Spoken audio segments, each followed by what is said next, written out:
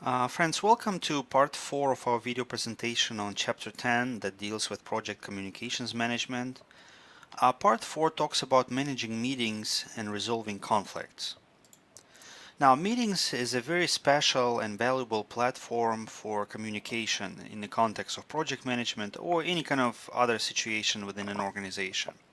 So meetings are very valuable because during a meeting you get different people, sometimes from different departments or even sometimes from different geographical locations. You get them together so they can talk face to face. And as you have learned, face to face communication is very valuable because in addition to transmitting the actual content, the words, you also have an opportunity for non-verbal clues. You have an opportunity to really understand the person, how he really or she really thinks, right? How he or she really feels about those issues. So meetings are very useful for resolving conflicts, developing plans, developing consensus on a particular issue, and so forth. But also you need to understand that meetings are also very costly. I mean, think about it this way. I always think about it this way.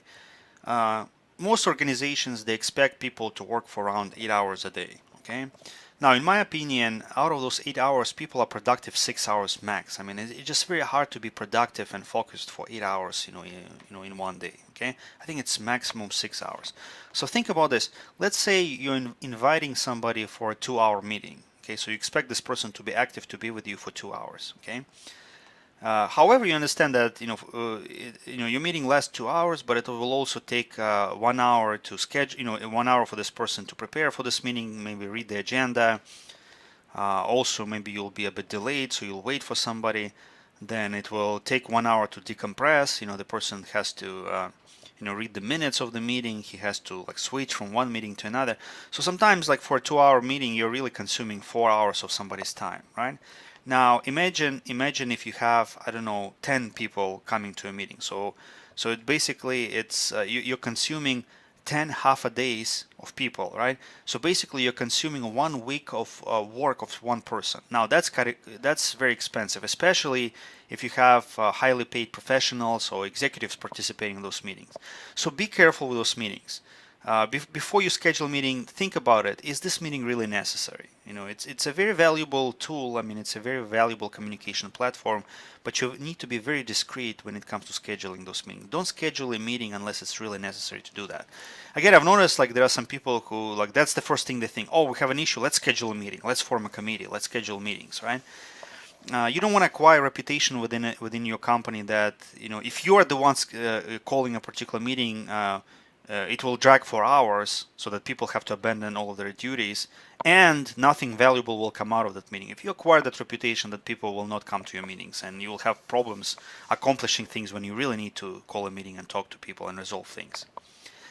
But if you do call a meeting, define the purpose and intended outcomes of the meeting so that you clearly know what's expected. People know what you expect to accomplish to that meeting, and you stay focused on that throughout the meeting. Determine who should attend the meeting. Again, don't invite just everybody. Invite only the people that are truly needed. Provide an agenda to participants before the meeting so you don't waste that valuable time during the meeting. Make sure people read it before they come. You don't want to be like in a situation where your meeting starts, you have only 1 hour, and you spend the first half an hour just explaining to people why they were invited for this meeting in the first place. Prepare for this meeting. Again, meeting is about information, so prepare handouts and visual aids. Ideally, people need to look at those before they come. Make logistical arrangements ahead of time. It's reserve a room. Make sure the projector is ready. Everything is ready. Again, you don't want to be in a situation where people start arriving, let's say at 2 p.m. for your meeting, and you spend the first 30 minutes trying to figure out, in which room you're going to meet, and you're trying to figure out why the projector is not working, and so forth. Run the meeting professionally. The way I understand this term professionalism during meeting is this.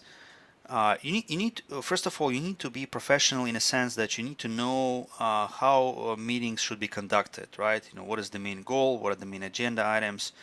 You also need to know that every meeting is designed to accomplish something, so stay focused on accomplishing things. On a personal level, you need to be nice and respectful to people, but it doesn't mean that you need to be a nice guy all the time. I mean, sometimes people start being aggressive in a sense that they dominate the discussion, they don't let other people to participate in your meeting, or they become outright hostile to certain team members. So you need to end that. So being professional means being nice, but also being mean when it comes to curtailing those negative behaviors during a meeting. Also use meetings to build relationships. I mean, you're meeting face to face, you are there, so try to make friends, try to make connections, because sometimes try to learn more about people who come to those meetings so that you know them, and in case something else comes up, you know those people and they know you, and they like you and they are likely to help you. So use it as an opportunity to network, right? To build personal relationships as well. Sometimes conflicts happens during meetings, so here you have some of the strategies for resolving conflicts. Confrontation means directly facing a conflict using a problem-solving approach. Not a bad approach, meaning like you don't avoid a conflict, you face it. Confrontation doesn't mean like you insult person back, right? Confront the person with insults. You mean that you recognize that the conflict exists and you need to address that problem. Some people thrive for compromise, use give and take approach, saying, okay, we have a disagreement, but let's meet me halfway. I will do something and you will do something so that we jointly resolve this issue. Smoothing, a very effective technique when you have like a dead-on conflict, de-emphasizing areas of difference and emphasizing areas of agreement. So if somebody says that this blackboard is black and the other one says no, it's white, I mean, it's hard to negotiate at that point, because you have like orthogonal, meaning like completely different opinions from the beginning, right? So instead of repeating, no, this blackboard is white, and somebody says, no, it's black. So instead of doing that, then let's do something like that. You need to say, look, it looks like we have a very strong disagreement. You're saying it's black, I'm saying it's white. Let's leave it for now and let's concentrate on the fact that we both think that it's a blackboard. How about that? We start with this idea that it's a blackboard, regardless of whether it's black or white, it is a blackboard, right? So it's a very effective. So just leave some things alone and try to concentrate on what's good. And then step by step, you may say, well, at the end of the day, we seem to agree that this is a blackboard after all. And maybe it's not even important whether it's black or white, right? So don't try to resolve things that are really reconcilable. Like for example, when it comes to religion, I don't think it can be reconciled. I don't think people can say, I don't think it's the way to go where you're trying to prove that my religion is better than yours. There's no way you can address problems with this kind of approach. Instead, and that's what many religious leaders are doing, they're kind of saying, okay, let's recognize that we have different religions. They may not necessarily be reconcilable. Let's leave that alone. Let's put it outside of the equation, and let's concentrate on the things that we both agree on, because that will help us to come up with a strategy for peaceful coexistence. Some people have a forcing strategy, the win-lose approach. Probably not a good strategy, because you can force people and you can be successful a few times, but then they will rebel. There will be like a revolution against you. They will overthrow you. Withdrawal, again, some people prefer that. Withdrawal means retreat or withdraw from an actual potential disagreement. And it's not a bad thing. Like, some people are just nice people. They don't like to argue. They don't like to contradict people. It's not an effective approach. I mean, sometimes when you ignore a conflict, you're just making it even bigger later on. Something that is not applicable directly to organizational meetings, but kind of gives you a sense of what I'm talking about. I think there's a quote from Winston Churchill, who said, it went something like this: like some politicians think that by being nice they are avoiding a war, so they prefer like embarrassment instead of a they prefer embarrassment to conflict, where they kind of close their eyes on certain hostile actions. And he says what happens in the end, you get both embarrassment and a war, right? So sometimes ignoring things and trying to withdraw from a potential disagreement, it just doesn't address it, and you get both. You get this embarrassment and the conflict is still not resolved. Some organizations focus on collaborating, more for consensus. In other words, it's not even a compromise. It's more like, okay, let's work together to find a solution. Let's work very hard to make sure we resolve the difference and we find something that satisfies. There's not a compromise, but satisfies everybody. I mean, I think that's like an ideal strategy for addressing a problem.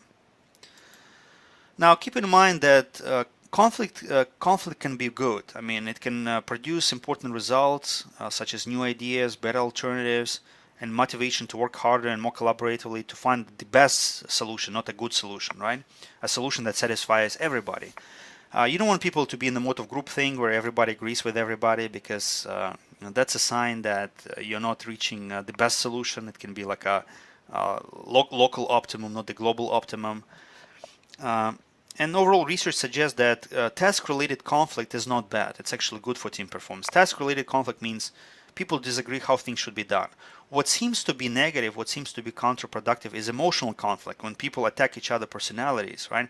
When they're saying, look, I don't like you, I hate you, you're a bad person, right?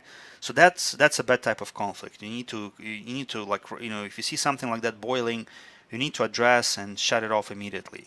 But at the same time, you need to encourage people to speak up their mind. Like sometimes, for example, lower level employees, they feel uncomfortable disagreeing with their supervisor. So you need to create a culture where people are not afraid to disagree with others, even if those people are their superiors. But of course, in a respectful fashion, not like in a way that attacks people's personality. So instead of saying like, look, you're a dumb person, you're stupid, I know a better way to do it. You need to say, look, I see what you're saying, and I know, I see what you're proposing as a rational way of doing things. However, there are certain pieces of information that need to be taken into account.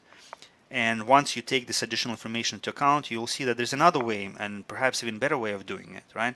So that's like a respectful way of kind of disagreeing with somebody and not attacking his or her personality. Okay, friends, so this concludes part 4 of our video presentation on Chapter 10. Thank you for listening.